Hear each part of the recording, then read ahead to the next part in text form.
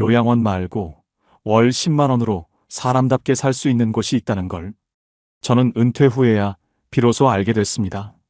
사실 저는 아내가 세상을 떠난 뒤 혼자 지내며 많이 불안했습니다. 밥도 제대로 못 해먹고 집안일도 서툴렀습니다. 아이들은 아버지, 요양원 들어가시는 게 어때요? 하고 조심스레 권유했죠. 하지만 제 눈에는 요양원은 너무 낯설고 차가운 공간처럼만 보였습니다. 그러던 어느 날 뜻밖의 선택지가 제 앞에 나타났습니다. 오늘은 그 이야기를 솔직하게 말씀드리겠습니다. 제 친구 박 씨의 이야기입니다. 혼자 살던 박 씨는 몇 해 전 결국 요양원에 들어갔고 그 소식을 들었을 때 저는 솔직히 마음 한구석이 놓였습니다. 그래, 이제는 혼자 사는 것보다 낫겠지. 누군가 돌봐주고 밥도 챙겨주고 약도 빠짐없이 챙겨 먹게 해주겠지. 그때까지만 해도 저는 요양원이라는 공간을 그렇게 나쁘게 생각하지 않았습니다. 오히려 노인이 되면 누구나 한 번쯤은 거쳐가는 당연한 길처럼 여겼습니다. 사실 박 씨의 몸은 예전 같지 않았습니다. 계단을 오르내릴 때는 몇 번이고 숨을 고르며 쉬어야 했고 손에 쥔 약봉지를 자주 떨어뜨리곤 했습니다. 밥을 제대로 챙겨 먹는 날도 드물었습니다. 그를 보던 자식들은 늘 안쓰럽고 불안했던 모양입니다. 아버지, 이제 혼자 지내시기 힘들잖아요. 요양원에 계시면 저희도 안심할 수 있어요. 결국 박 씨는 그 권유를 뿌리치지 못했습니다. 스스로도 더 이상 버티기 어렵다는 걸 느끼고 있었으니까요. 처음 요양원에 들어갔을 때 그는 의외로 만족스러운 듯 보였습니다. 여기 밥도 잘 나오고 생활이 단순해서 마음이 편하다네. 처음 며칠은 밝은 목소리로 저에게 그렇게 말하곤 했습니다. 저도 그 말을 듣고는 그래, 이제 외롭지 않게 지내겠구나 하고 안도했습니다. 깔끔한 방, 정해진 식사 시간, 누군가 약을 챙겨주는 환경은 분명 필요했으니까요. 그런데 몇 주가 지나자 그의 목소리는 조금씩 변하기 시작했습니다. 어느 날 전화를 걸어온 그는 길게 한숨을 내쉬며 말했습니다. 밥은 제때 나오는데 늘 급하게 먹고 끝나. 대화할 사람이 없어. 하루가 그냥 허공에 흘러가는 것 같아. 짧고 무심하게 내뱉은 말이었지만 그 속에는 참을 수 없는 쓸쓸함이 묻어 있었습니다. 그의 목소리는 마치 깊은 동굴 속에서 흘러나오는 울림 같았고 전화기 너머로 전해지는 침묵마저 무겁게 느껴졌습니다. 며칠 뒤 저는 결국 직접 찾아가 보기로 했습니다. 요양원은 겉보기엔 부족할 것 없는 시설이었습니다. 반짝이는 바닥, 하얀 커튼, 깔끔히 정리된 침대, 간간히 흘러나오는 안내방송 소리와 정해진 시간에 맞춰 움직이는 직원들의 분주한 발걸음. 겉으로는 차분하고 안정적인 공간처럼 보였습니다. 하지만 이상하게도 공기 속에는 설명하기 어려운 무거움이 깃들어 있었습니다. 웃음소리 대신 흘러나오는 건 텔레비전에서 흘러나오는 희미한 드라마 소리뿐. 집에서 흔히 들리던 그 소란스러운 생활음, 밥 짓는 냄새, 가족들 대화, 아이들 웃음, 그 모든 것이 사라져 있었습니다. 박 씨는 제 손을 꼭 잡으며 말했습니다.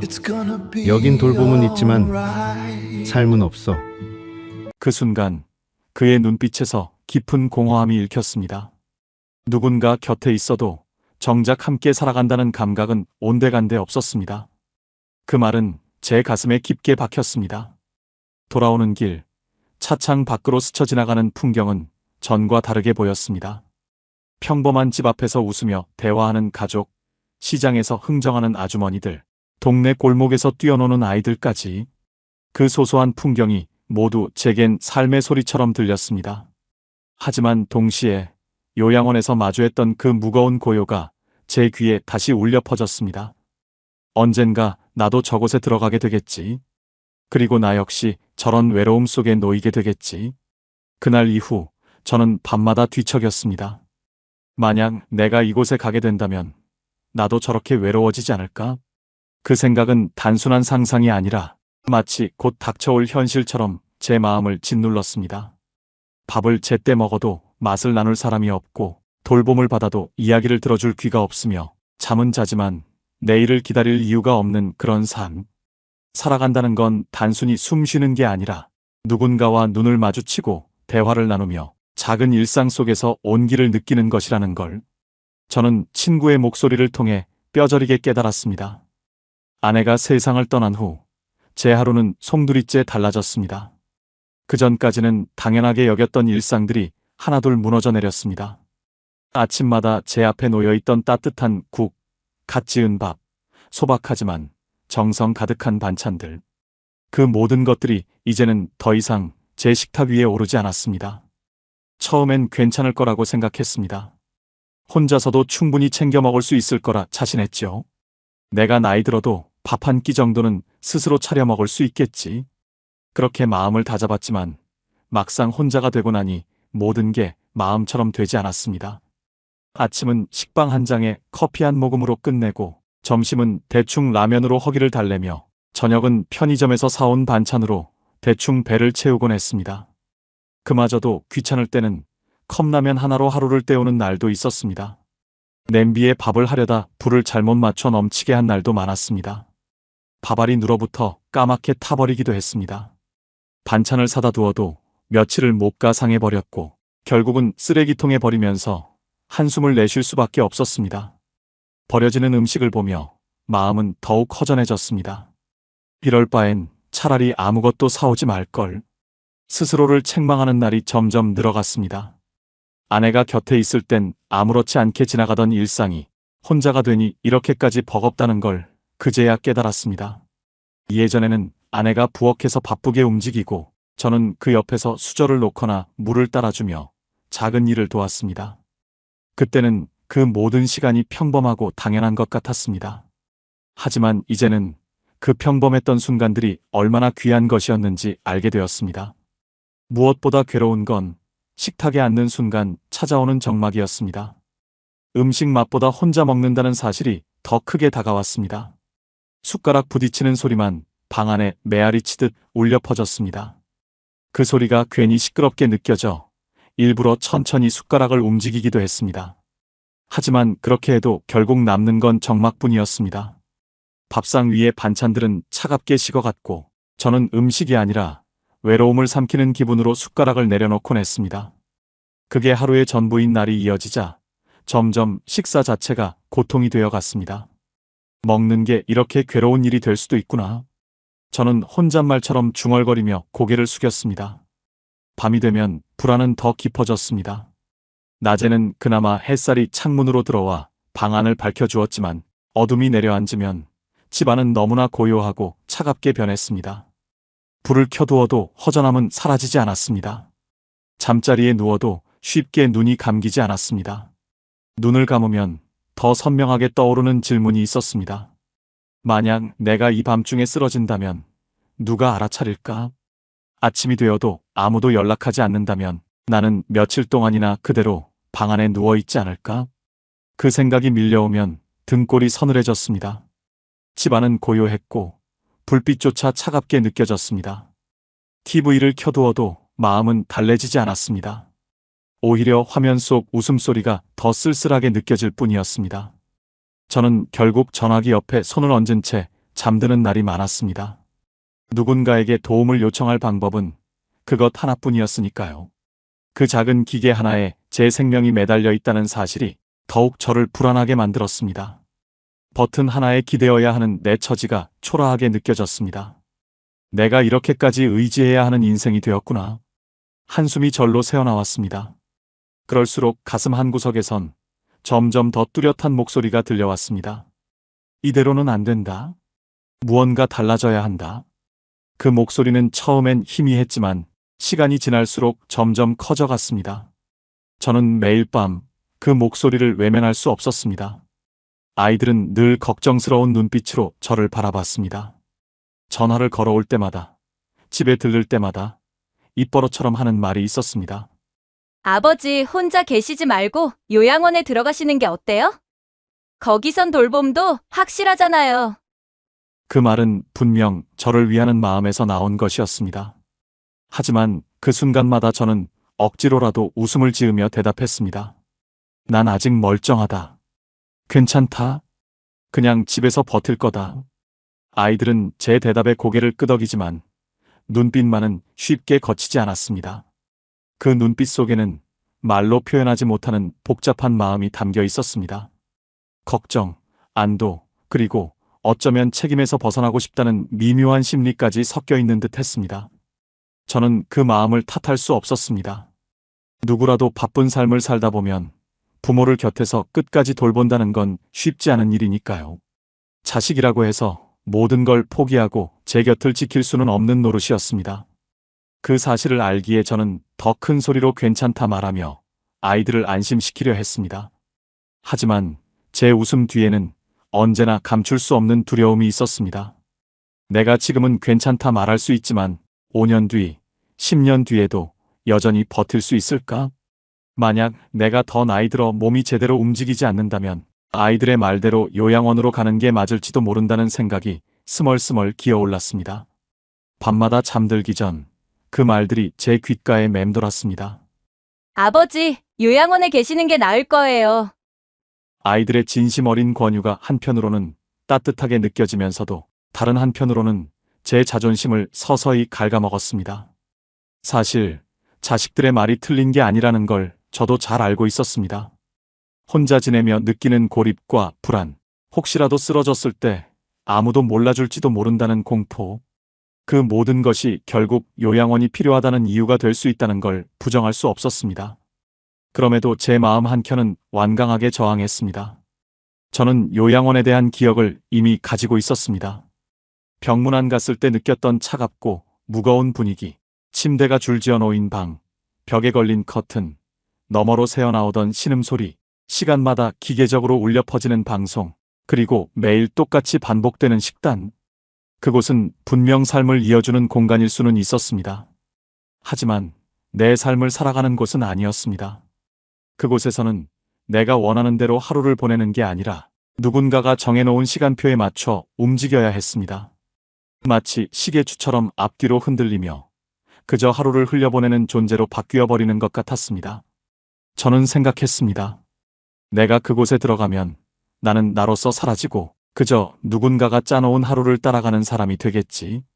그 상상만으로도 숨이 막혔습니다. 그 두려움이 저를 붙잡아 집에 남게 했습니다. 아직은 집에서 버틸 수 있다고, 나는 내 공간에서 내 방식대로 살고 있다고 스스로에게 수없이 되뇌었습니다.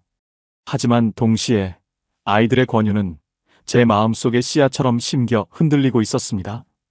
그 씨앗은 쉽게 사라지지 않았습니다.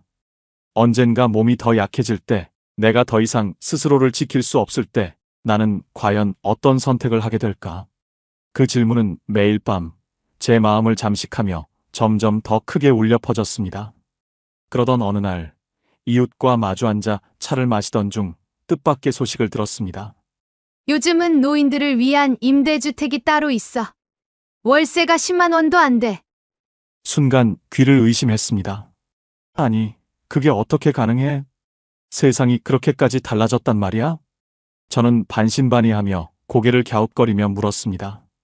그러자 이웃은 마치 기다렸다는 듯 자세히 설명을 이어갔습니다. 그곳은 흔히 떠올리는 요양원이 아니었습니다. 누군가의 관리 아래서 같은 시간표를 따라 움직이는 곳도 아니고 침대가 줄지어 놓인 병실 같은 풍경도 아니었습니다. 그곳은 작은 아파트처럼 각자의 방이 있었고 스스로 생활을 이어갈 수 있는 구조였습니다. 집처럼 조용히 문을 닫고 책을 읽을 수도 있고 TV를 켜두고 저녁 시간을 홀로 즐길 수도 있었습니다. 무엇보다 필요할 때는 복지관에 들러 운동을 하거나 작은 텃밭에서 채소를 가꾸며 손에 흙을 묻힐 수도 있다고 했습니다. 저는 그 말을 들으며 눈을 크게 떴습니다. 머릿속에는 갑자기 장면 하나가 그려졌습니다.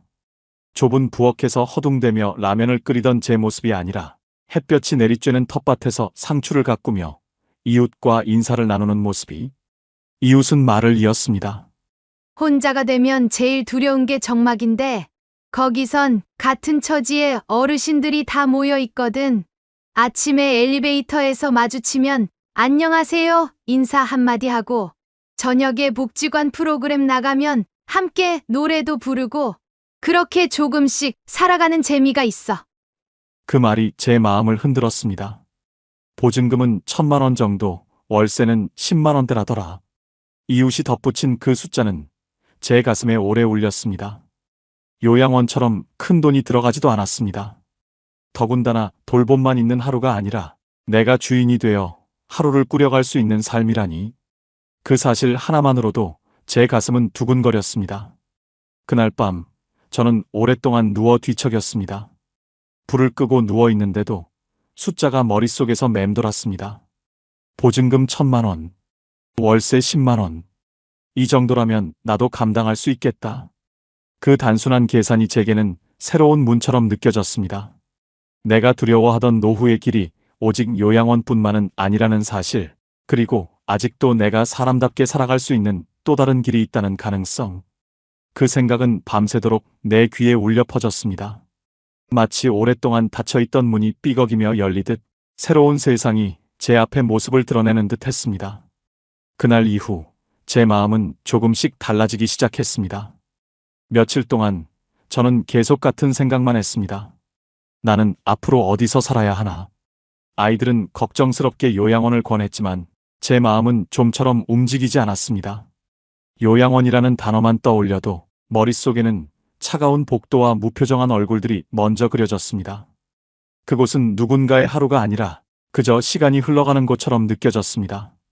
그러던 어느 날 우연히 이웃이 건네준 전단지 한 장이 제 눈을 붙잡았습니다. 65세 이상 어르신을 위한 공공복지주택 입주 안내. 처음엔 반신반의했습니다. 이런 게 나랑 무슨 상관이 있겠어? 이런 건 늘 형편 좋은 사람들만 혜택을 보는 게 아닐까?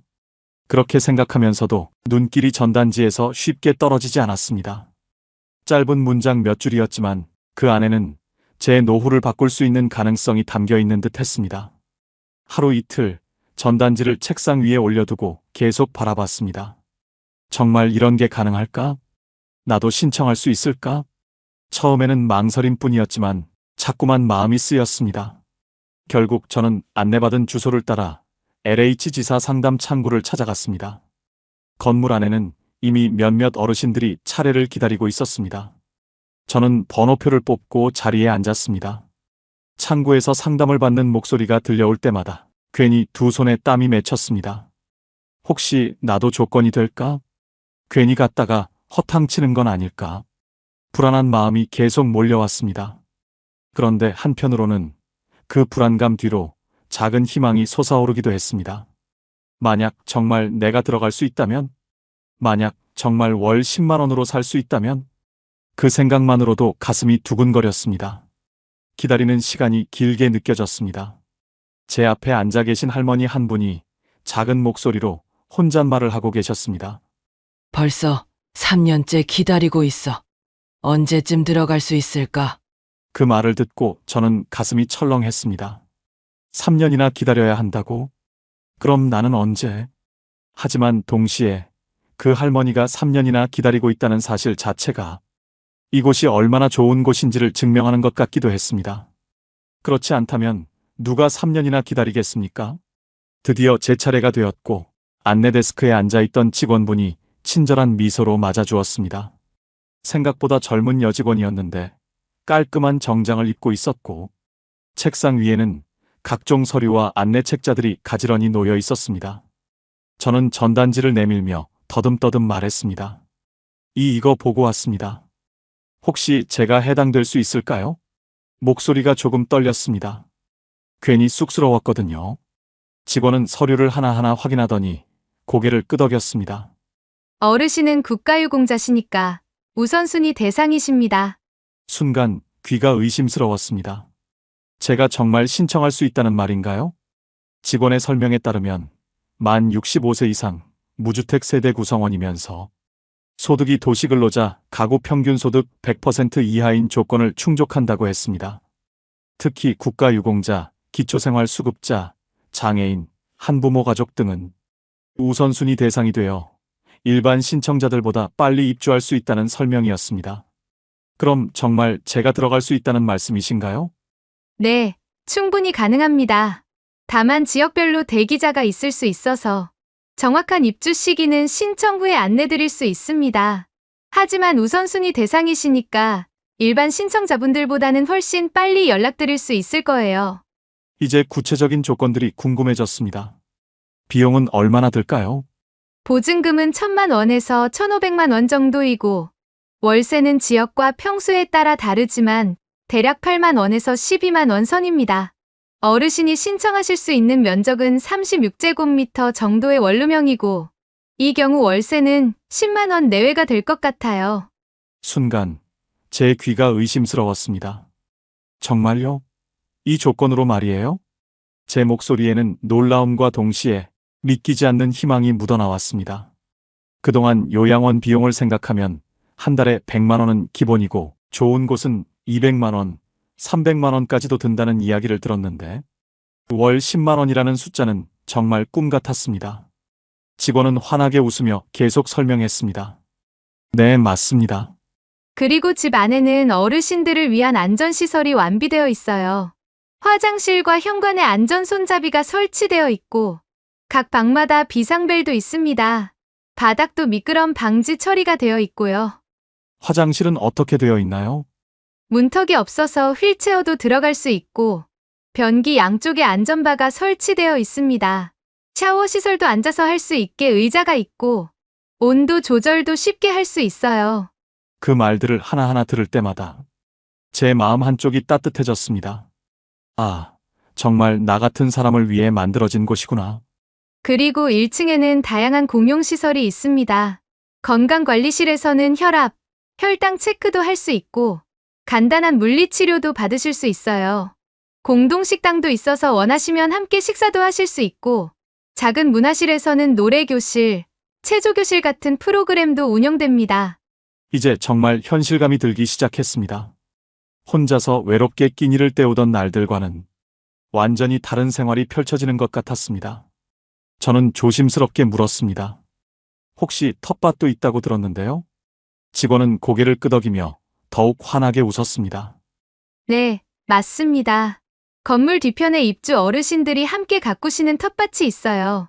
상추, 고추, 깨씹, 대파 같은 건 직접 길러서 나눠 드시죠.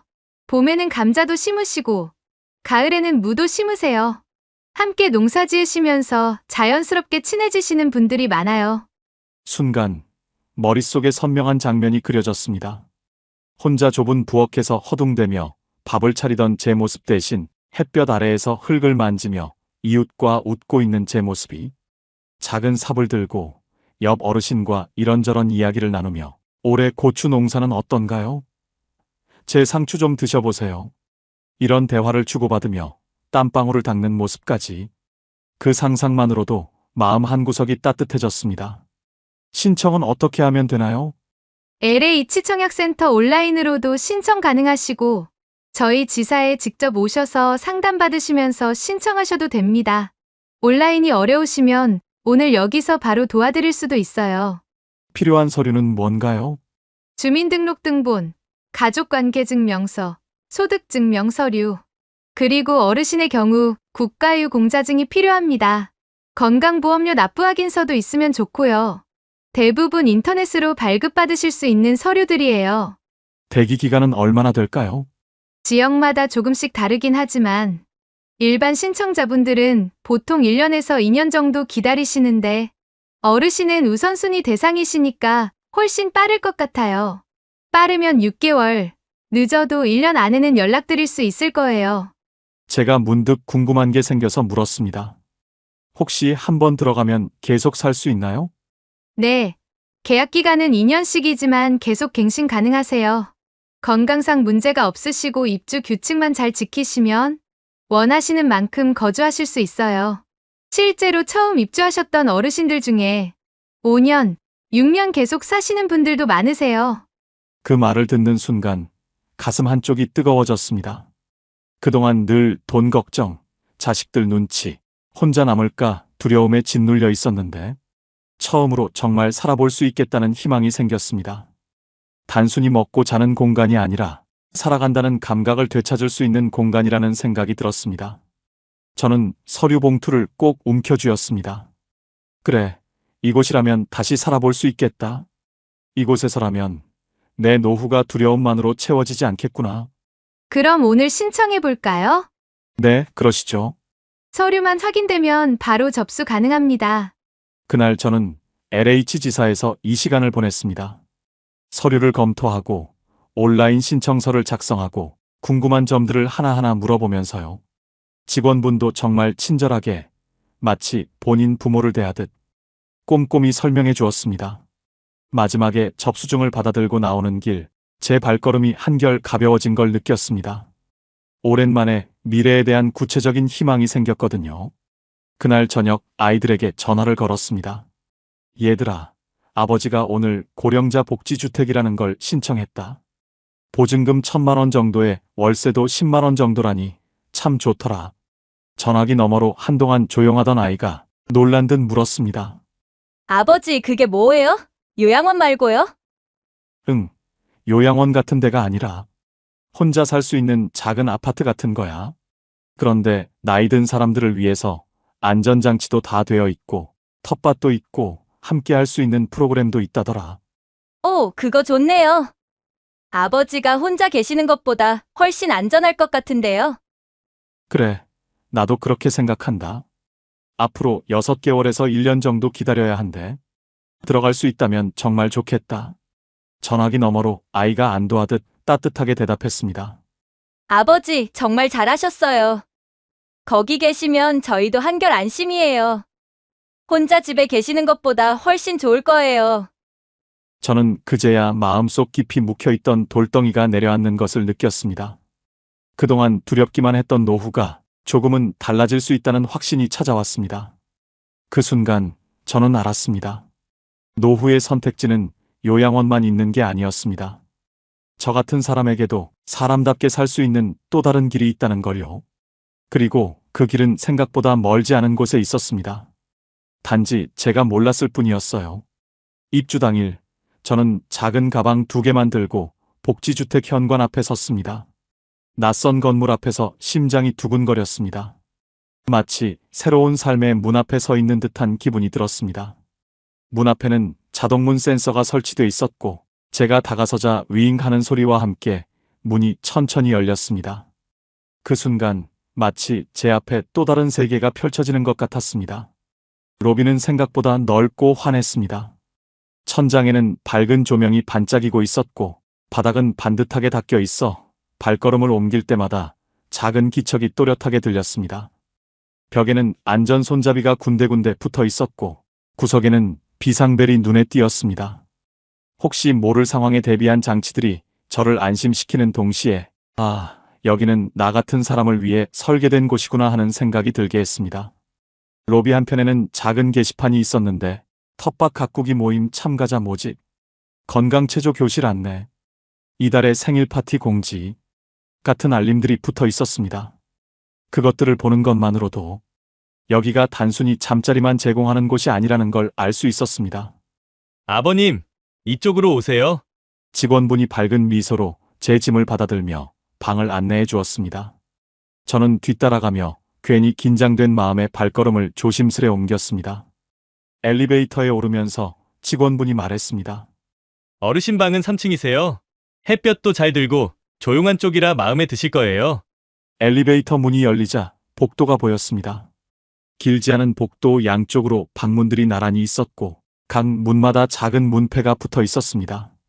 복도에는 카펫이 깔려 있어 발소리가 나지 않았고 은은한 조명이 따뜻한 느낌을 주었습니다. 제 방은 304호였습니다. 직원분이 열쇠를 꺼내 문을 열어주었습니다. 문이 열리자 작은 원룸 구조가 눈에 들어왔습니다. 방은 크지 않았지만 불필요하게 넓지 않아 오히려 마음이 놓였습니다. 벽지는 은은한 베이지색으로 되어 있어 눈이 편안했고 창문으로는 오후의 따스한 햇살이 부드럽게 들어오고 있었습니다. 창 너머로는 작은 텃밭과 나무들이 보였습니다. 방 한쪽에는 작은 싱크대와 냉장고가 있었습니다. 가스레인지는 안전을 위해 전기레인지로 되어 있었고 높이도 제가 서서 요리하기에 딱 맞았습니다. 찬장도 손이 닿기 쉬운 높이에 설치되어 있었습니다. 침대는 일반 침대보다 조금 높았는데 어르신들이 일어나시기 편하게 높이를 조절한 거예요. 라고 직원분이 설명해 주었습니다. 침대 옆에는 작은 화분 하나가 놓여 있었는데 초록색 잎사귀가 방 안에 생기를 불어넣고 있었습니다. 화장실로 들어가 보니 정말 놀랐습니다. 문턱이 전혀 없어서 발이 걸릴 염려가 없었고 변기 양쪽에는 튼튼한 안전바가 설치되어 있었습니다. 세면대 높이는 조절이 가능했고 거울도 앉은 상태에서도 볼 수 있게 각도가 조절되어 있었습니다. 바닥에는 미끄럼 방지 타일이 깔려 있어서 물이 튀어도 미끄러질 걱정이 없었습니다. 샤워 부스도 인상적이었습니다. 접이식 의자가 설치되어 있어 앉아서 샤워할 수 있었고 샤워기도 높낮이 조절이 자유로웠습니다. 온도 조절 손잡이는 크고 돌리기 쉽게 되어 있었습니다. 그 세세한 배려 하나하나가 마음에 와닿았습니다. 아, 여긴 정말 나 같은 사람을 생각하며 지은 집이구나. 저는 그 자리에 서서 한동안 아무 말도 하지 못했습니다. 눈앞에 펼쳐진 이 공간은 크지도 화려하지도 않았지만 제가 앞으로 살아갈 수 있는 또 다른 가능성이었습니다. 이 정도면 정말 혼자 살아도 되겠다. 아니, 혼자가 아니겠구나. 이웃들이 있으니까. 이런 생각이 저도 모르게 마음속에서 흘러나왔습니다. 직원분이 각종 시설 사용법을 자세히 설명해 주었습니다. 비상벨은 화장실과 침실에 하나씩 있었고 누르면 1층 관리실에 바로 연결된다고 했습니다.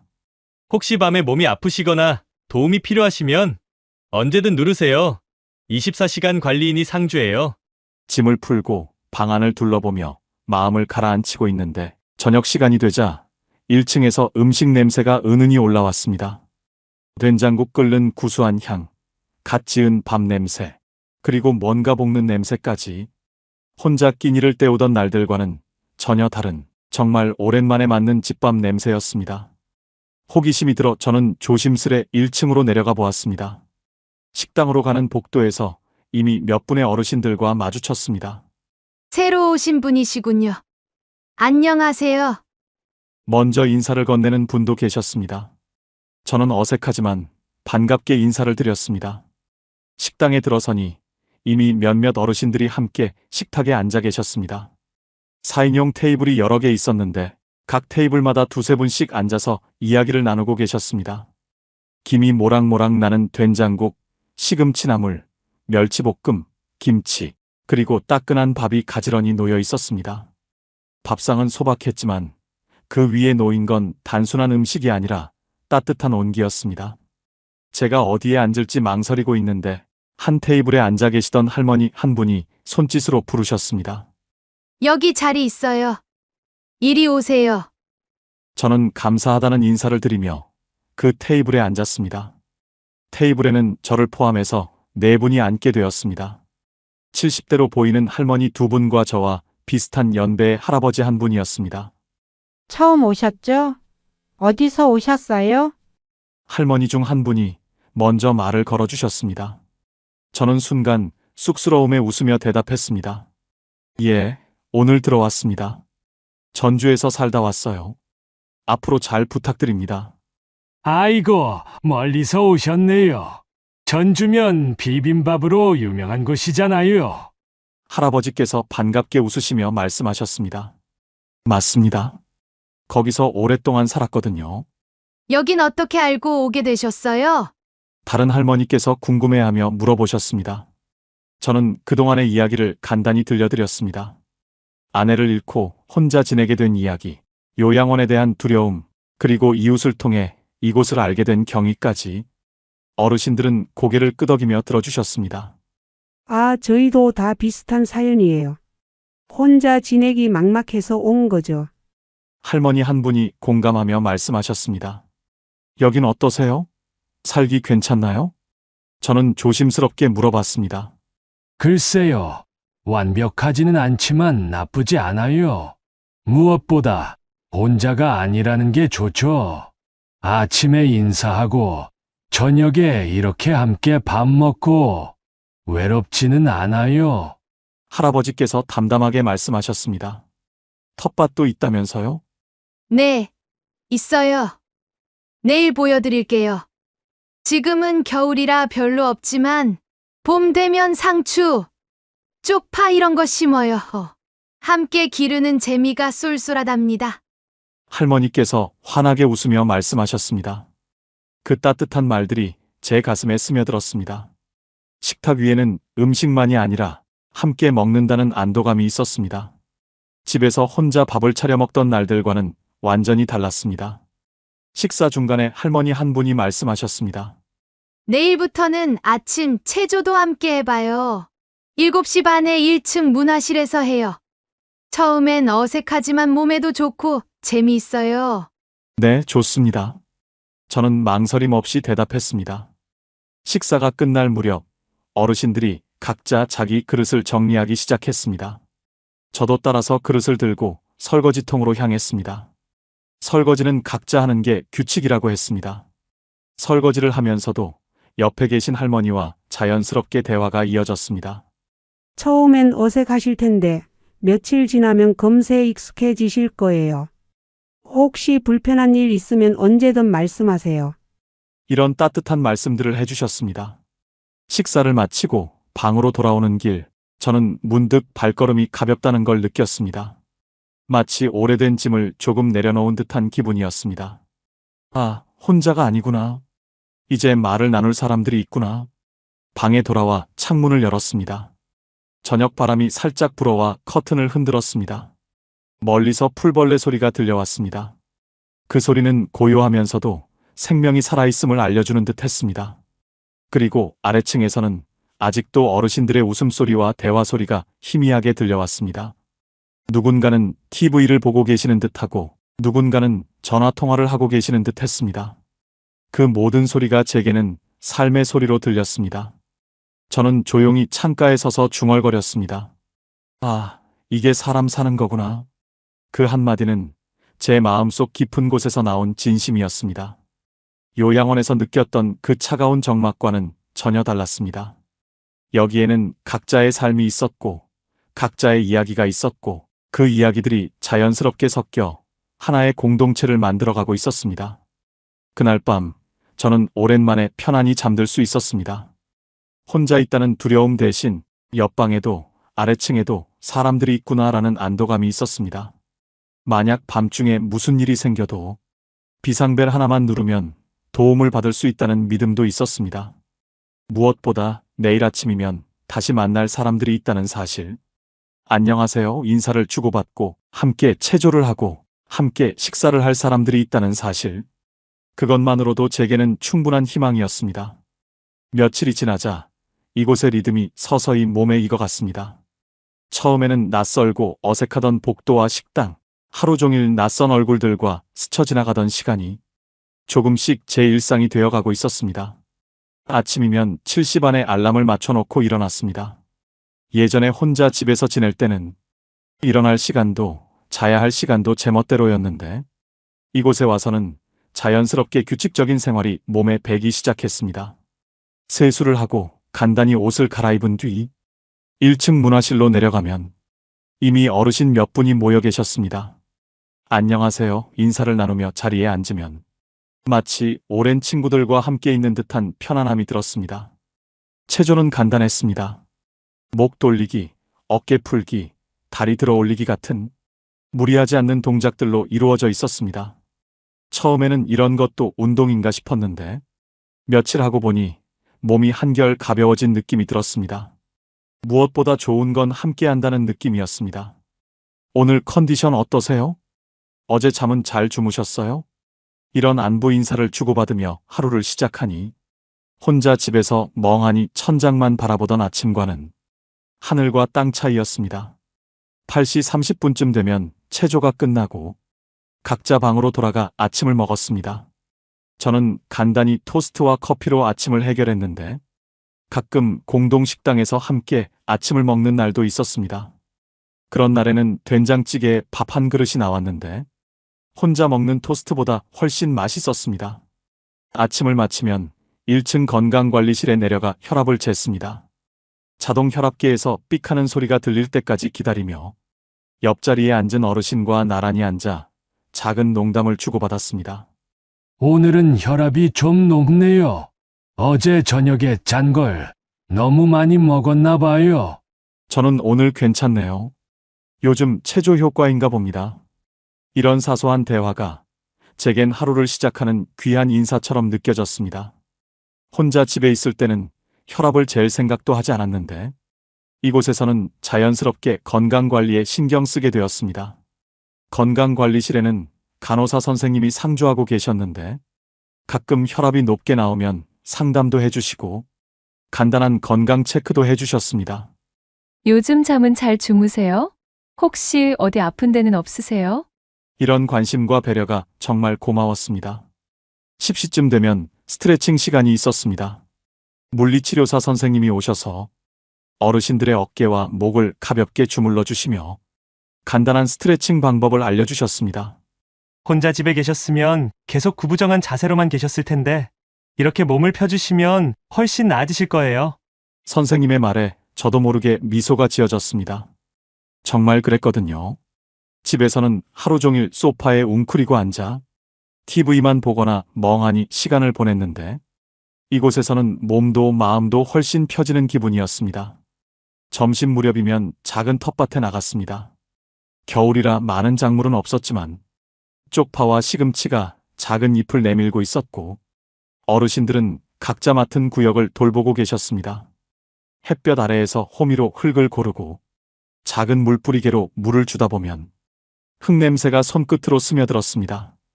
그 냄새를 맡으면서 마치 다시 살아나는 기분이 들었습니다. 텃밭에서 만나는 어르신들과의 대화도 즐거웠습니다. 봄 되면 뭘 심을까요? 작년에 심은 고추가 정말 매웠어요.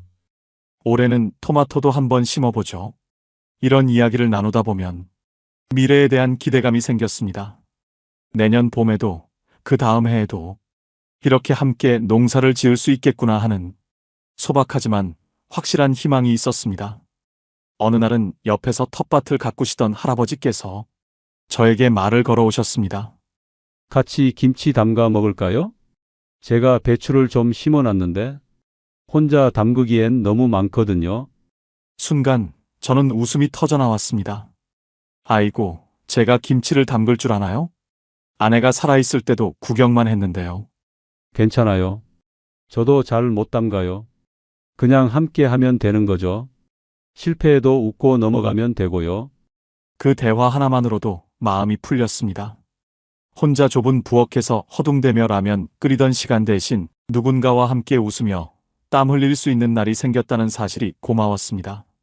설령 김치가 짜게 되거나 싱겁게 되어도 함께 웃으며 먹을 수 있을 것 같았습니다. 낯설었던 얼굴들이 점점 익숙해지고 이름을 몰라도 서로 눈만 마주쳐도 고개를 끄덕이며 인사하는 사이가 되었습니다. 복도에서 마주치면 오늘 날씨 좋네요. 엘리베이터에서 만나면 어디 가세요? 이런 자연스러운 대화가 오가게 되었습니다. 혼자 있던 마음 한 구석이 천천히 풀려나가는 걸 느낄 수 있었습니다. 외로움이 완전히 사라진 건 아니지만 적어도 완전히 혼자는 아니라는 안도감이 있었습니다. 저녁 무렵이면 공동 프로그램에 참여하기도 했습니다. 월요일에는 치매 예방 체조, 수요일에는 노래 교실, 금요일에는 영화 상영회. 도시에서 문화센터 다니던 것들과는 전혀 달랐지만 이곳에는 또 다른 매력이 있었습니다. 치매 예방 체조는 생각보다 재미있었습니다. 오른손으로 가위바위보, 왼손으로는 숫자 세기. 이런 동작들을 하면서 머리도 쓰고 몸도 움직였습니다. 처음에는 헷갈려서 웃음만 나왔지만 점점 익숙해지면서 성취감도 느꼈습니다. 무엇보다 함께 웃는다는 게 좋았습니다. 아이고, 또 틀렸네. 저거 참 어려워도 너무 어려워. 이렇게 투덜거리면서도 모두들 즐겁게 참여하는 모습이 보기 좋았습니다. 노래 교실에서는 목청껏 노래를 부르며 잊고 있던 흥을 되찾았습니다. 고향의 봄, 그리운 금강산, 애국가 같은 어릴 때부터 불러온 노래들을 다 같이 부르면 가슴 한구석이 뜨거워졌습니다. 가끔은 젊은 시절 즐겨 듣던 팝송이나 트로트도 나왔는데 그럴 때면 어르신들의 눈빛이 반짝였습니다. 이 노래 정말 오랜만이네. 젊었을 때 이 노래 나오면 춤도 췄는데. 이런 추억담을 들으면서 모든 분들이 각자만의 젊은 시절이 있었구나 하는 당연하지만 새로운 깨달음을 얻기도 했습니다. 영화 상영회는 제일 인기가 많았습니다. 문화실의 불을 모두 끄고 한쪽 벽면에 빔 프로젝터로 영화를 틀어주었습니다. 의자를 나란히 놓고 앉아서 영화를 보는 건 마치 어린 시절 동네 극장에서 영화 보던 기분이었습니다. 주로 옛날 한국 영화나 외국 고전 영화를 상영했는데 중간중간 어르신들의 반응이 재미있었습니다. 슬픈 장면에서는 훌쩍거리는 소리가 들리고 재미있는 장면에서는 깔깔거리는 웃음소리가 났습니다. 그 소리들이 영화보다 더 감동적일 때도 있었습니다. 영화가 끝나고 나면 자연스럽게 감상을 나누었습니다. 옛날 생각이 많이 나네. 저런 시절도 있었지. 주인공이 우리 딸 닮았어. 이런 이야기들을 들으면서 각자의 인생 이야기를 엿볼 수 있었습니다. 그때마다 느껴졌습니다. 아, 이제는 혼자가 아니구나. 이제는 말을 나눌 사람들이 있구나. 프로그램에 참여하지 않는 날에도 1층 로비나 문화실에는 항상 어르신들이 계셨습니다. 신문을 읽거나 바둑을 두거나 그냥 앉아서 담소를 나누거나 그 모습을 보는 것만으로도 마음이 따뜻해졌습니다.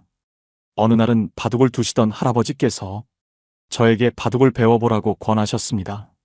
어려워 보이지만 기초만 배우면 재미있어요. 시간도 금방 가고 머리 쓰는 데도 좋고요. 저는 망설였습니다. 제가 그런 걸 배울 수 있을까요? 물론이죠. 저도 여기 와서 배우는 걸요. 처음엔 돌 놓는 것도 헷갈렸는데 지금은 제법 둘 줄 알아요. 그 말에 용기를 내어 바둑을 배우기 시작했습니다. 정말 어려웠지만 조금씩 이해가 되면서 새로운 재미를 발견할 수 있었습니다. 무엇보다 바둑을 배우면서 할아버지와 더 친해질 수 있었습니다.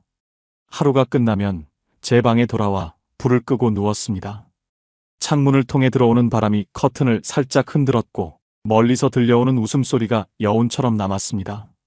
아래층에서 TV 보는 소리, 전화 통화하는 소리, 복도에서 슬리퍼 끄는 소리까지 예전 같으면 시끄럽다고 느꼈을 소리들이 이제는 사람들이 살고 있구나 하는 안도감을 주었습니다. 그 순간 문득 떠올랐습니다. 아내가 살아있었다면 이곳이 얼마나 좋다고 했을까? 함께 텃밭을 가꾸며 웃었을 아내의 얼굴, 공동 식당에서 저보다 먼저 이웃들과 이야기를 나눴을 아내의 모습, 영화를 보면서 제 팔을 잡고 울었을 아내의 손길까지 그 모든 장면이 머릿속에 선명하게 그려졌습니다. 가슴이 조금 저려왔지만 동시에 위로도 있었습니다. 아내가 떠난 뒤 처음으로 외로움보다 희망이 더 크게 자리한 순간이었으니까요. 아내도 이곳을 좋아했을 거야. 그리고 내가 이렇게 새로운 사람들과 함께 지내는 걸 하늘에서 기뻐하고 있을 거야. 그래, 이제는 나도 조금은 웃을 수 있겠다. 그날 밤 저는 그렇게 중얼거리며 눈을 감았습니다. 며칠 더 지나자 이곳에서의 생활이 완전히 자리를 잡았습니다. 아침 체조부터 시작해서 건강 체크, 텃밭 가꾸기, 점심 식사, 오후 휴식, 저녁 프로그램까지 규칙적이면서도 강제적이지 않은 하루. 참여하고 싶으면 하고 쉬고 싶으면 쉴 수 있는 자유로움. 무엇보다 좋은 건 매일 밤 잠들 때 내일이 기대된다는 마음이 든다는 것이었습니다. 내일은 누구와 이야기를 나눌까? 텃밭에서 새싹이 더 자랐을까? 저녁에는 어떤 영화를 볼까? 이런 소소한 기대들이 하루하루를 채워주었습니다. 그리고 가장 큰 변화는 거울 속 제 모습이었습니다. 예전에 혼자 지낼 때는 거울을 보면 늘 초췌하고 지친 얼굴이었는데 이제는 조금씩 생기가 돌아오는 게 보였습니다. 웃는 일이 많아져서 그런지 주름도 덜 깊어 보이고 눈빛도 예전보다 밝아진 것 같았습니다. 정말 이렇게 달라질 수 있구나. 저는 거울을 보며 혼잣말을 했습니다. 사람은 역시 혼자 살면 안 되는구나. 누군가와 함께 있어야 사람다워지는구나. 그 깨달음이 가슴 깊이 새겨졌습니다.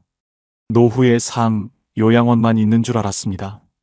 하지만 저는 이곳에서 월 10만 원으로 사람답게 살아갈 수 있는 또 다른 길을 찾았습니다.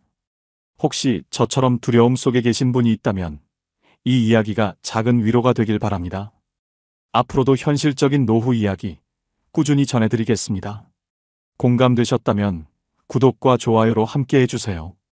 퇴직 후 저는 귀촌을 선택했습니다. 도시의 소음 대신 새소리를, 붉은 노을을 꿈꿨습니다. 하지만 현실은 달랐습니다. 낭만은 잠시였고 그 뒤엔 아무도 알려주지 않던 진짜 현실이 있었습니다. 오늘은 제가 직접 겪은 8가지 충격적인 현실을 숨김없이 말씀드리겠습니다. 토요일 저녁이었습니다. 해가 조금만 지면 마을은 금세 어두워졌습니다. 가로등 불빛은 드물었고 불 켜진 집도 몇 채 보이지 않았습니다. 밤이라는 게 원래 이렇게 빠르게 찾아오는 건가, 그날따라 더 낯설게 느껴졌습니다. 문을 닫은 상점들 앞은 바람만 스쳐가고 있었습니다. 도시라면 지금쯤 퇴근한 사람들이 모여들고 식당마다 소란스러운 웃음소리가 흘러나올 시간이었을 겁니다. 영화관에선 마지막 회차 예고편이 흘러나오고 서점 카페에는 따뜻한 조명이 비쳤겠지요. 젊은 사람들은 책 사이에 얼굴을 묻고 누군가는 노트북을 펴놓고 하루를 마무리했을 겁니다. 그러나 이곳은 달랐습니다. 커피 한 잔 내려놓고 앉아있던 조용한 카페도 소규모 전시회도 악기 동호회도 없었습니다. 무대는 없는데 커튼만 내려진 듯 하루가 갑자기 멈춘 것 같았습니다. 도시에선 당연하게 누리던 것들이 사라지니 하루는 오히려 더 길고 더 막막해졌습니다. 시간이 흐른다기보다 고요 속에 갇혀있는 기분이었습니다. 저는 빈 시간을 채우겠다며 책장을 정리했습니다. 한 줄로 세워진 책등들이 마치 제게 읽어달라고 조용히 속삭이는 것 같았습니다. 하지만 책을 펼쳐도 글자가 눈에 들어오지 않았습니다. 문장들은 눈앞에서 흩어졌다가 곧장 머릿속 어둠 속으로 사라졌습니다. 라디오도 켜봤습니다. 낡은 전파 속에서 흘러나오는 DJ의 목소리는 순간만 위로했지만 금세 고요가 더 크게 밀려왔습니다.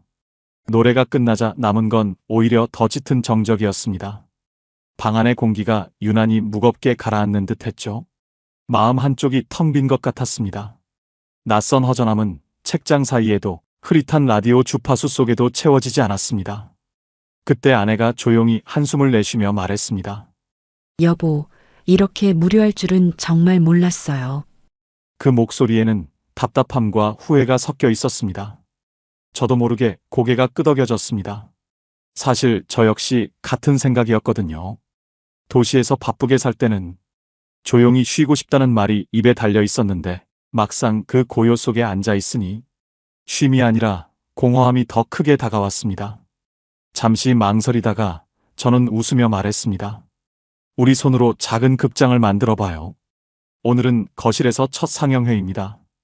아내는 피식 웃었지만 그 눈빛에는 잠깐이지만 빛이 돌아왔습니다. 우린 마치 아이들처럼 서둘러 준비했습니다. 낡은 DVD를 꺼내오고 커튼을 단단히 치고 거실 불을 모두 끄고 작은 전등 하나만 켰습니다. 작은 스피커에서 울려 퍼지는 영화의 대사는 이곳이 아닌 다른 세상으로 우리를 데려갔습니다. 배경음악이 흐를 때마다 마을의 정막 대신 영화 속 도시의 소음이 잠시 우리 집을 채웠습니다. 아내는 웃기도 하고 가끔 제 팔을 톡 치며 속삭이기도 했습니다. 저도 모처럼 마음을 내려놓고 영화에 몰입했습니다. 잠시였지만 그날 밤만큼은 외로움 대신 웃음이 있었습니다. 그러나 영화가 끝나고 다시 불을 켜니 거실은 다시 낯선 정적에 잠겼습니다. 우리가 만든 작은 극장은 영화가 끝남과 동시에 무너져 내린 셈이었습니다. 저는 속으로 생각했습니다. 문화의 빈자리라는 게 이렇게 크구나. 도시에선 당연했던 것들이 여긴 사치가 되어버리는구나. 그날 이후 저는 알게 되었습니다. 귀촌의 첫 번째 현실은 바로 문화와 여가의 부족이라는 사실을요. 그해 장마는 유난히 길었습니다. 하늘은 매일같이 먹구름을 몰고 왔고 해가 얼굴을 내민 날보다 비가 쏟아진 날이 더 많았습니다. 모종을 내고 며칠 지나지 않아 내린 비는 밭 고랑을 금세 강으로 바꿔놓았습니다. 흙길은 진창이 되었고 신발은 진흙 속에 푹푹 빠져 허우적거렸습니다. 밭 가장자리에는 물이 고여 작은 웅덩이가 생겼고 그 물 위로 떠내려간 씨앗들이 둥둥 떠다녔습니다. 비닐하우스 위로는 물방울이 끝도 없이 맺혔습니다. 천장을 타고 흐르는 빗물이 주르륵 떨어지며 새로 심은 모종잎을 무겁게 짓눌렀습니다. 제가 애써 심어놓은 줄기들은 그 무게를 버티지 못하고 쓰러졌습니다. 태풍이 스쳐간 어느 날 저는 삽을 들고 밭으로 나갔습니다. 어제까지만 해도 파릇하던 싹들이 모두 쓰러져 흙바닥에 힘없이 널브러져 있었습니다. 줄기는 꺾였고 뿌리는 땅 위로 드러나 있었습니다. 제가 공들여 땀 흘리며 심었던 모종들은 한순간에 흙 속 자리를 잃고 말았습니다. 저는 그 자리에 쪼그려 앉아 흙을 움켜쥐었습니다. 손가락 사이로 젖은 흙이 흘러내리며 마치 제 마음까지 무너져 내리는 것 같았습니다. 내가 방법을 몰라서 망친 걸까? 아니면 이건 하늘이 정한 순서일까? 스스로에게 물었지만 답은 나오지 않았습니다. 노력과 정성만으로는 도저히 막을 수 없는 벽, 그게 바로 자연이었습니다. 그때 이웃 어르신이 젖은 모자를 툭툭 털며 다가와 말씀을 건네셨습니다. 올해는 하늘이 밭을 데려갔어요. 이런 해도 있는 법이죠. 그 말은 짧았지만 묘하게 무게가 있었습니다. 저는 그 말에 조용히 고개를 끄덕였습니다. 씁쓸했지만 이상하게도 위로가 되기도 했습니다. 농사란 결국 제 힘만으로 되는 일이 아니구나. 그 사실을 그제야 온몸으로 알게 되었습니다. 집에 돌아와 저는 씨앗 봉투를 다시 닫았습니다. 달력에 오늘의 실패를 기록했습니다. 빨간 펜으로 굵게 장마 피해라고 적으며 제 마음도 함께 눌러 담았습니다. 그리고 곧장 다음 철의 계획을 새로 펼쳤습니다. 농사는 단순히 땅을 가꾸는 기술이 아니었습니다. 언제든 하늘에 맡겨야 하는 끝없는 기다림의 연속이었습니다. 기다림 속에서 인내를 배우고 실패 속에서 다시 씨앗을 준비하는 과정이었습니다. 그날 이후 저는 알게 되었습니다. 귀촌의 두 번째 현실은 바로 농사 실패와 자연재해의 리스크였습니다. 마을에는 보이지 않는 규칙이 있었습니다. 경로당에서 누가 먼저 인사하는지, 잔치나 행사 준비 때 누가 뭘 챙기는지, 그리고 공동작업 날엔 말없이도 호흡을 맞추는 순서가 있었습니다. 저는 처음엔 그걸 잘 알지 못했습니다. 도시에선 늘 빠르고 효율적으로 움직이는 게 답이었으니까요. 그래서 자꾸 제 성격대로 행동했습니다. 이건 이렇게 하면 더 빠를 텐데, 이건 저렇게 하면 훨씬 효율적인데. 그 말이 제 입에서 무심코 튀어나왔습니다. 좋은 뜻으로 건넨 말이었지만 그 한마디가 때로는 조언이 아니라 무례가 되었습니다. 한 번은 마을 잔치 준비를 하던 날이었습니다. 저는 대형 냄비를 옮기다가 이거 줄 서서 하나씩 옮기지 말고 수레에 한꺼번에 실어 옮기면 더 빠를 것 같습니다. 하고 말했습니다. 순간 주방 안에 있던 어르신들이 고개를 끄덕이는 대신 잠깐 서로 눈치를 주고받으셨습니다. 그때 저는 눈치채지 못했지만 뒤에 들으니 괜히 도시 사람 티만 낸다는 얘기가 오갔더군요. 또 한 번은 공동작업 날 자풀을 뽑는 속도가 너무 느리다고 느껴졌습니다. 그래서 저는 곡괭이를 들고 혼자 앞쪽으로 쭉 나갔습니다. 그게 오히려 뒷사람들의 호흡을 깨뜨렸다는 걸 그제야 알게 되었습니다. 마을에서는 일을 빨리 끝내는 것보다 같이 맞추는 게 더 중요했던 겁니다. 결정적으로 어느 날 마을 회의 자리에서였습니다. 저는 도시에서 배운 방식들을 길게 늘어놓았습니다. 효율성을 강조하며 이렇게 하면 비용도 줄고 시간도 절약할 수 있습니다. 하고 조목조목 설명했습니다. 잠시 정적이 흐른 뒤 이장님이 조용히 말씀하셨습니다. 선생님, 우린 원래 이렇게 해왔습니다. 먼저 같이 겪어보시고 그 다음에 바꾸면 어떻겠습니까? 목소리는 크지 않았지만 그 안엔 단호함과 동시에 배려가 담겨 있었습니다. 그 순간 저는 머리를 한 대 맞은 듯 멈칫했습니다. 내가 옳다고 믿었던 방법이 이곳에서는 틀릴 수도 있다는 걸 비로소 깨달았습니다. 그날 이후 저는 속도를 늦추기로 했습니다. 내가 배운 것을 잠시 내려놓고 이곳의 순서를 먼저 배우기로 했습니다. 귀촌은 단순한 이주가 아니었습니다. 도시의 습관을 그대로 옮겨오는 게 아니라 이곳의 문화에 스며드는 과정이었습니다. 말 그대로 문화의 이식이었습니다.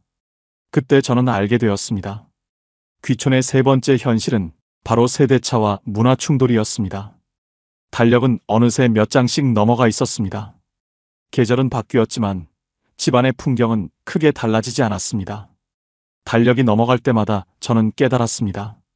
도시에 사는 아이들과의 거리가 조금씩 더 멀어지고 있다는 사실을요. 명절이면 아이들이 잠깐 내려왔습니다. 차에서 내릴 때는 환하게 웃으며 손을 흔들었지만 그 웃음은 오래가지 않았습니다. 밥 한 끼를 같이 하고 나면 금세 올라가야 한다는 말이 뒤따랐습니다. 서울로 돌아가야 할 길이 멀고 다음 날 출근 준비를 해야 한다는 이유였습니다. 그 몇 시간의 만남을 위해 며칠 전부터 준비했던 음식들은 제대로 손도 대지 못하고 식탁 위에 남아 있었습니다. 아내는 괜찮다며 웃었지만 그 웃음 뒤에 남은 허전함은 숨길 수 없었습니다. 영상통화 속에서 본 손주는 지난번보다 훌쩍 자라 있었습니다. 처음에는 그 모습이 신기하고 반가웠습니다. 하지만 몇 번을 반복하다 보니 그 변화가 곧 내가 곁에 없었다는 증거처럼 다가왔습니다. 화면 안에서는 웃음소리가 가득했습니다. 손주의 제잘거림과 딸아이의 바쁜 목소리가 뒤섞여 순간은 따뜻해 보였습니다. 그러나 전화를 끊는 순간 그 웃음은 제 방 안에 전혀 남아있지 않았습니다. 화면 밖 공기는 오히려 더 멀고 더 낯설게만 느껴졌습니다. 어느 일요일 저녁 딸아이의 목소리가 전화기 너머로 들려왔습니다. 조심스럽고 그러나 미안한 어조였습니다. 아빠, 이번 주엔 못 내려가요. 다음에 꼭 갈게요. 저는 짧게 대답했습니다. 그래, 안전이 먼저지. 아빠는 여기서 잘 지낸다. 목소리는 담담했지만 수화기를 내려놓고 나니 가슴이 허전했습니다. 식탁 위에 놓인 2개의 밥그릇이 유난히 크게 보였습니다. 하나는 텅 비어 있었고 다른 하나도 금세 치워야 했습니다. 2개의 그릇은 우리 부부를 의미했지만 어느새 아이들의 자리까지 비어 있는 듯 했습니다. 빈 식탁을 정리하면서 저는 생각했습니다. 귀촌은 자연에 가까워지는 일이었지만 그만큼 누군가와는 멀어지는 일이기도 하다는 것을요. 그날 저는 알게 되었습니다. 귀촌의 4번째 현실은 바로 자식과의 왕래 문제였습니다. 한철이 지나고 난 뒤 저는 비로소 장부를 들여다보게 되었습니다. 처음에는 귀찮다는 이유로 대충 넘겼지만 계속 쌓이는 지출이 눈에 밟히자 더 이상 외면할 수 없었습니다. 장부 위엔 빼곡하게 적힌 숫자들이 있었습니다. 씨앗값, 비료값, 농기구와 장비 유지비, 밭에 나가기 위해 쓴 차량의 기름값과 때마다 필요한 수리비, 도시에선 당연히 가까운 마트에서 샀던 물건들도 이곳에서는 택배를 통해 받아야 하니 배송비까지 더해졌습니다. 게다가 예상치 못한 집 수리비가 계속 생겼습니다. 오래된 지붕은 장마가 올 때마다 작은 구멍을 하나씩 드러냈습니다. 방 안천장에 번지는 물자국을 볼 때마다 또 고쳐야 하나라는 한숨이 절로 나왔습니다. 겨울이 되면 보일러는 어김없이 경고음을 울렸습니다. 수리기사가 다녀간 뒤 남겨놓은 영수증은 항상 장부의 빈칸을 채웠습니다. 도시에서는 대수롭지 않게 처리했던 비용들이 이곳에서는 한 달 살림을 뒤흔드는 무게가 되었습니다. 도시에 살 땐 외식 한 번 덜하고 택시 한 번 줄이면 메꿀 수 있던 돈이었지만 여기서는 단순히 줄여서 될 일이 아니었습니다. 들어오는 수입이 한정적이다 보니 나가는 돈이 더 크게 다가왔던 겁니다. 저녁 식탁 위 아내가 장부를 조용히 덮으며 담담하게 말했습니다. 이번 달도 적자네요. 규모를 줄일까요? 그 목소리엔 원망도 불평도 없었습니다. 하지만 저는 그 담담함 뒤에 깔린 피로를 읽을 수 있었습니다. 매달 반복되는 긴장과 계산이 아내의 표정에서 잔잔한 주름이 되어 남아 있었습니다. 저는 잠시 눈을 감았다가 고개를 끄덕였습니다. 그래요. 이제는 취미만 남기자. 우리 먹을 밥만 있으면 충분하죠. 아내는 가볍게 웃었지만 그 웃음 뒤엔 미묘한 씁쓸함이 있었습니다. 이게 맞는 걸까? 라는 질문이 그 미소 속에 숨어 있는 듯 했습니다. 그날 밤 저는 장부를 한 장 한 장 다시 넘겨보았습니다. 거기 적힌 숫자들이 단순한 지출이 아니라 우리 생활 전체의 무게라는 걸 깨달았습니다. 그 숫자들 사이엔 우리의 시간, 노동, 그리고 보이지 않는 희생이 숨어 있었습니다. 귀촌은 자연과 가까워지는 길이었지만 돈의 무게 앞에서는 오히려 더 벅차다는 사실을 그제야 절실히 깨달았습니다. 그날 저는 알게 되었습니다. 귀촌의 5번째 현실은 바로 돈의 무게였습니다. 새벽 공기는 생각보다 차가웠습니다. 밤새 머금은 이슬은 발목을 적셨고 흙은 손금 사이로 깊숙이 파고들어 마치 제 몸 일부가 되는 듯 했습니다. 삽을 들고 쪼그려 앉고 다시 일어서기를 반복하다 보면 허리는 금세 짧아지는 듯 했고 손바닥에는 굳은 살이 단단히 박혀갔습니다. 땀방울은 이마에서 떨어져 흙먼지와 섞였고 그 냄새는 낯설지 않으면서도 묘하게 버거웠습니다. 낮이 길어질수록 제 몸은 점점 짧아졌습니다. 아직 해가 지지 않았는데도 등은 이미 무겁게 휘어지고 있었습니다. 저녁이 되면 온몸은 더는 아무 말도 하지 않았습니다.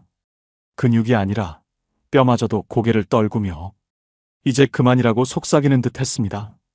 밤에 눕기 전 저는 손가락을 쭉 펴보곤 했습니다. 하지만 손바닥은 굳어 있어 제 뜻대로 잘 펴지지도 않았습니다. 팔꿈치에서부터 어깨까지 이어지는 묵직한 통증은 마치 오래된 돌덩이가 제 몸에 붙어 있는 것 같았습니다. 허리에서 올라오는 묵직한 통증은 새벽이 되면 다시 저를 깨웠습니다. 이상하게도 통증은 아침마다 더 선명했습니다. 누웠을 때보다 일어났을 때 오히려 더 제 몸이 불편하다는 사실이 씁쓸했습니다. 그러던 어느 날 보건소를 찾았습니다. 의사 선생님은 제 이야기를 듣더니 한참을 웃으시며 말씀하셨습니다. 무리하지 마세요. 농사는 꾸준함이지 한 번에 끝내는 일이 아닙니다. 그 말은 짧았지만 묘하게 가슴 깊이 내려앉았습니다. 저는 돌아오는 길 노트 첫 장에 큼지막하게 그 단어를 적었습니다. 꾸준함. 그 한 단어가 그날따라 유난히 크게 다가왔습니다. 농사는 결국 하루 이틀에 끝나는 일이 아니었습니다. 젊음의 힘만으로 밀어붙일 수도 없었습니다. 몸이 허락하는 속도를 받아들이고 그 속도를 따라가는 인내가 필요했습니다. 귀촌은 젊음으로만 버틸 수 있는 일이 아니었습니다. 때론 쉬어야 하고 때론 내려놓아야만 이어갈 수 있는 길이었습니다. 그날 저는 알게 되었습니다. 귀촌의 6번째 현실은 바로 몸의 한계였습니다. 귀촌 생활이 길어질수록 저는 깨달았습니다. 몸이 힘들어도 마음이 지쳐도 리듬이 없으면 하루가 금세 무너진다는 사실을요. 처음엔 단순히 일만 열심히 하면 된다고 생각했습니다. 아침부터 저녁까지 밭에 나가고 쉬는 시간을 줄이면 더 많은 성과가 있을 줄 알았습니다. 그러나 그런 날들이 이어질수록 몸은 쉽게 지치고 마음은 점점 산만해졌습니다. 하루가 끝나면 남는 건 고단함뿐이었습니다. 그제야 알았습니다. 귀촌은 체력 싸움이 아니라 리듬 싸움이라는 걸. 그래서 저는 일의 순서를 바꾸었습니다. 아침에는 무조건 30분 몸을 푸는 시간을 만들었습니다. 뻣뻣한 허리를 돌리고 굳은 팔을 늘려주며 천천히 호흡을 고르는 것으로 하루를 시작했습니다. 그 짧은 시간 덕분에 하루 전체가 덜 무너지더군요. 오전에는 햇볕이 가장 센 곳부터 일을 했습니다. 볕이 조금만 더 기울면 그늘로 자리를 옮겼습니다. 일을 피한 것이 아니라 제 몸을 지키는 방식이었습니다. 예전 같았으면 남들 눈치 보일까봐 멈추지 못했을 겁니다. 하지만 이제는 꾸준히 오래 가려면 내 몸을 먼저 지켜야 한다는 걸 배웠습니다. 한 주에 한 번은 일부러 장날을 골라 나갔습니다. 시장 골목에 가득한 소리와 냄새는 묘하게 제 마음을 다시 도시와 이어주었습니다. 상인들의 힘찬 목소리, 아이들 울음소리, 지금은 드물어진 흥정의 풍경까지 그 소란스러움이 저에게는 또 다른 휴식이 되었습니다. 아, 나는 혼자가 아니구나라는 안도감을 주기도 했습니다. 한 달에 한 번은 작은 모임에도 참석했습니다. 처음에는 낯설고 말 한마디 꺼내기도 어려웠습니다. 하지만 시간이 흐르며 그 자리에서만 들을 수 있는 웃음소리와 소박한 대화가 조용히 제 하루의 공백을 채워주었습니다. 그 모임이 끝나고 돌아오는 길, 혼자가 아니라는 사실이 어깨를 한결 가볍게 만들곤 했습니다. 일과 쉼을 리듬으로 묶자 시간의 결이 달라졌습니다. 그저 흘러가기만 하던 하루가 이제는 쌓여가는 하루가 되었습니다. 지쳐있던 제 마음에도 작은 패턴이 생기자 삶이 덜 불안정해졌습니다. 어느 날 이웃분이 웃으며 말을 걸어왔습니다. 이제 제법 마을 사람이 다 됐네요. 저는 고개를 숙이며 답했습니다. 이제야 조금 길을 배우는 것 같습니다. 그 순간 깨달았습니다. 귀촌의 7번째 현실은 바로 적응의 기술과 루틴의 힘이었습니다. 봄이 되면 매화가 가장 먼저 소식을 전했습니다. 차가운 바람 속에서도 흰 꽃잎이 피어날 때 저는 이곳에도 다시 시작이 있음을 배웠습니다. 여름이 오면 매미 소리가 노래가 되었습니다. 한낮의 뜨거움은 버겁기도 했지만 그 울음소리는 묘하게 제 마음을 깨우곤 했습니다. 가을이 찾아오면 들판은 황금빛으로 물결쳤습니다. 익어가는 곡식 사이에서 저는 작은 성취와 보람을 느꼈습니다. 겨울의 고요는 또 다른 배움이었습니다. 정막 속에 앉아 있으면 제 마음은 어느 때보다도 깊어지고 차분해졌습니다. 저는 욕심을 줄였습니다. 크게 하려던 농사는 접고 텃밭만 남겼습니다. 그러자 오히려 작은 기쁨이 보였습니다. 우리가 먹을 만큼의 상추, 남에게 나눠줄 만큼의 깻잎, 그것으로 충분했습니다. 저녁이 되면 우리는 마당 의자에 나란히 앉았습니다. 붉게 물드는 하늘 아래 바람이 살짝 스쳐가는 그 시간만큼은 세상 어디에도 부럽지 않았습니다. 아내가 제 옆에서 조용히 미소를 지으며 말했습니다. 여보, 지금은 여기가 우리 집 같아요. 저는 하늘을 한번 올려다보고 조용히 대답했습니다. 그래요. 천천히 우리가 살겠습니다. 그 순간 저는 알았습니다. 귀촌의 8번째 현실은 그래도 희망은 있다는 사실이었습니다. 혹시 놓치신 분들을 위해 제가 겪은 현실 8가지를 간단히 정리해 드리겠습니다. 첫째, 문화와 여가의 부족. 도시에서 당연히 누리던 작은 즐거움들이 사라지면 하루가 길고 막막해집니다. 둘째, 농사 실패와 자연재해의 리스크. 내 노력과 기술만으로는 어쩔 수 없는 것이 농사라는 걸 뼈저리게 알게 됩니다. 셋째, 세대차와 문화 충돌. 효율보다 중요한 건 먼저 이곳의 순서를 배우는 겸손이었습니다. 넷째, 자식과의 왕래 문제. 자연에 가까워지는 대신 가족과의 거리는 멀어질 수 있습니다. 다섯째, 돈의 무게. 사소해 보이던 비용들이 쌓여 생활 전체를 흔들기도 했습니다. 여섯째, 몸의 한계. 젊음의 힘만으로는 버틸 수 없다는 걸 매일 저녁 몸이 알려주었습니다. 일곱째, 적응의 기술과 루틴의 힘. 리듬을 만들고 생활을 조율하는 법이야말로 살아남는 방법이었습니다. 그리고 여덟째, 그래도 희망은 있다는 사실. 자연의 사계절은 여전히 우리에게 작은 위로와 기쁨을 남겨주었습니다. 이것이 바로 제가 직접 겪은 귀촌의 진짜 현실입니다. 귀촌은 정답이 아니라 선택이었습니다. 실패를 줄이는 법은 있어도 실패를 완전히 피하는 방법은 없었습니다.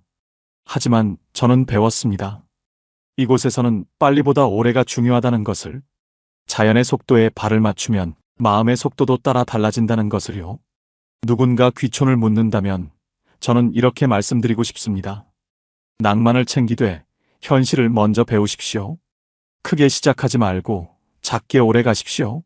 그러면 이곳의 시간도 여러분을 천천히 받아줄 것입니다. 귀촌은 정답이 아니었습니다. 다만 제가 배운 건 오래 버티는 힘이었죠. 앞으로도 이런 현실 이야기를 매주 전해드리겠습니다. 혹시 공감이 되셨다면 구독과 좋아요로 함께 해주세요.